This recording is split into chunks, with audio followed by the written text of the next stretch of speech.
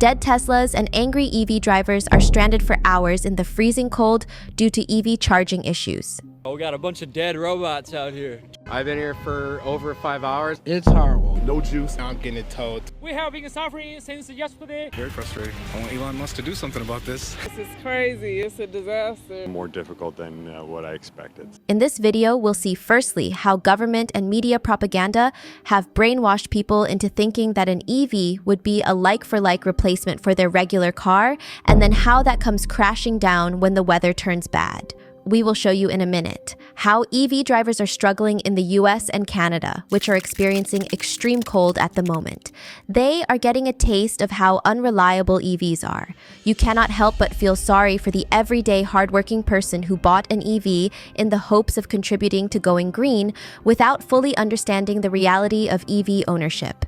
It's not their fault. The media and governments have openly misled people about the capabilities of EVs, and we'll see a shocking example of that very shortly.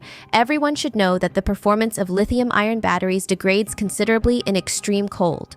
Not only do they not hold as much energy, but they take longer to accept that energy by charging. This is the reality of a chemical reaction. It slows down when it gets cold. But this has come as a shock for many EV owners, it seems. This astonishing article is the typical type of mainstream media greenwashing and spin when it comes to the practicality of EVs. And try not to laugh when you see this. Electric cars the best vehicle in frigid temperatures. Sask advocates say, Saskatchewan may be in a deep freeze, but EV drivers say they stay toasty warm. With the federal government planning to phase out sales of new gas-powered vehicles during the next decade, many drivers question how they will fare on cold prairie days like this week's. But two electric car enthusiasts who chatted with host Leah Grinsky on CBC's Blue Sky this week say they love driving their vehicles in the winter. Heats up faster than any gas car I've ever had. It's more reliable, said Tyler Kraus, who sits on the board of the Saskatchewan Electric Vehicle Association. Well, there's no starting of the car. It's always just kind of on, right? It's like a phone, basically, or a computer on wheels. What a silly comparison. Do they realize that heating up their car uses up range? In a gas car, heat is a waste product of the combustion process, which can easily be directed into the cabin. But in an EV, you have to actually use energy from the battery to heat up the car, and heating is a very energy-intensive process. The major downside in winter is the loss of driving range and really frigid temperatures, Kraus said. In summer, I get about 500 kilometers total range. On an average day like today, I'd probably get maybe closer to about 300, right? With the charging infrastructure that has come online in the last few years in the province, that's still enough to feel confident leaving town, he said. Well, at least there is an acknowledgement that cold has an effect on range. But then the hype and greenwashing really goes off the scale. In a minute, you will see why he is wrong. Matthew Pointer, who also drives a Tesla Model 3, said he finds his electric vehicle to be a much better driving experience in the winter than a gas car. I believe that electric is the best vehicle in these temperatures. Just because it's a simpler car. It's taking care of itself even if I'm not thinking about it. I can leave my vehicle unplugged overnight at -40, fire up the app on my phone, preheat the car, heated steering wheel, heated seats. So basically, I hop in the car, everything's defrosted, toasty warm, and away I go. Sure, and your range is down to 50%. This is the type of delusion on show right here that couldn't be further from the truth. It is a much better driving experience in the winter than a gasoline car. Reality can be seen from the following video clips, which demonstrate the brutal reality of EV ownership in freezing temperatures. Firstly, from Edmonton, where there's bad news for EV drivers in Alberta. This warning of high-risk rotating power outages, asking Albertans to limit their power use to only essential needs during the peak hours of 4 and 7 p.m. Cold temperatures are putting too much stress on the grid. It's causing higher usage. Just in case you didn't spot it, the alert asks people to, quote, delay charging of electric vehicles, unquote. Oh, good. Well, hope you didn't need to go anywhere in a hurry then. But hang on, I thought our grids were all perfectly capable of dealing with a mass EV fleet without any problems. Or so we're told, right? Well, clearly not. Otherwise, there wouldn't be an alert like that. And then take a look at this clip from Chicago, where there are literally lines of dead Teslas unable to charge due to the cold weather. Electric cars may be the way of the future, but it's clear there are some problems when it comes to charging them. in Chicago's deep freeze. Oh, we got a bunch of dead robots out here. Dead robots. Dead Teslas packed the parking lot at this Tesla supercharging station in Oak Brook, a scene mirrored in other supercharging stations around the Chicago area. It's crazy. It's a disaster.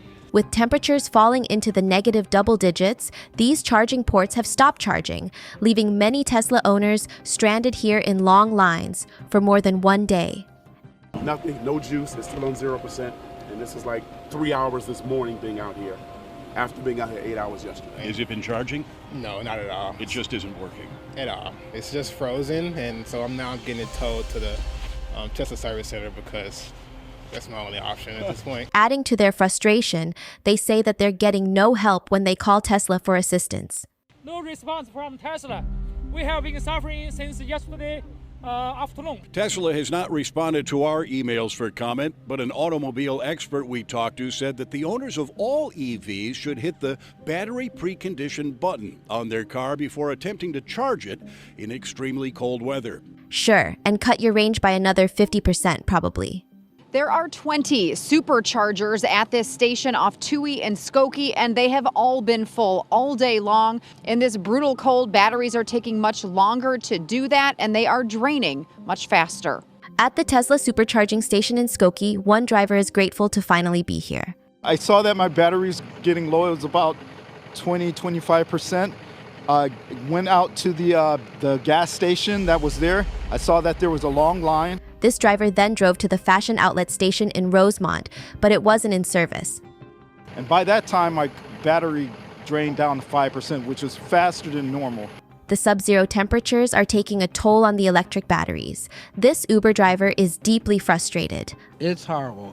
It takes 2 hours. You might wait an hour. It takes 2 hours to charge. Then the charge leaves really quickly. So now you're back at the charger twice a day. So it's actually horrible. I'd read about it. I didn't realize the logistics of it and how hard it was. I figured, okay, I'd get the charger in at home and it would be fine, but it's becoming a little more difficult than what I expected. Let's just hear that last sentence again. It's becoming a little more difficult than what I expected. If you'd been reading all the propaganda articles from the mainstream media, then it's no wonder it's all coming as a bit of a shock.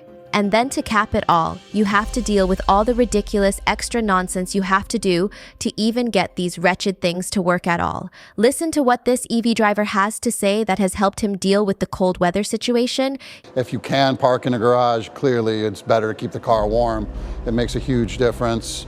And then when you're going and you're going to go charge, you should let go in the navigation and say that you're going to a charger so the car can precondition the battery. It'll accept a charge a lot faster that way. He also suggests charging up before your battery gets below 30%. The drivers are getting headaches, hoping the EV companies will step up and do something about improving battery life in brutally cold weather. Oh, they definitely got to work on it, because I'm out of this Tesla after today. I'm not going to ride it again. You'd rather go back to gas? I'd rather go back to gas, absolutely. So let's get this straight. Plan your journeys around the chargers. Tell the car you're charging so it can waste more range by warming the battery itself so it charges better. Park in a garage. Tough luck if you don't have one. Don't let the battery discharge below 30%, so you've only got 70% of a battery at the best of times. Isn't this just ridiculous? How is this simple? A car is meant to be a tool to make our lives easier. Now it seems like we have to serve the tool. And one final clip just to make the point even clearer if you haven't got it already. In this clip, Tesla drivers learned the hard way about how cold weather impacts their battery life.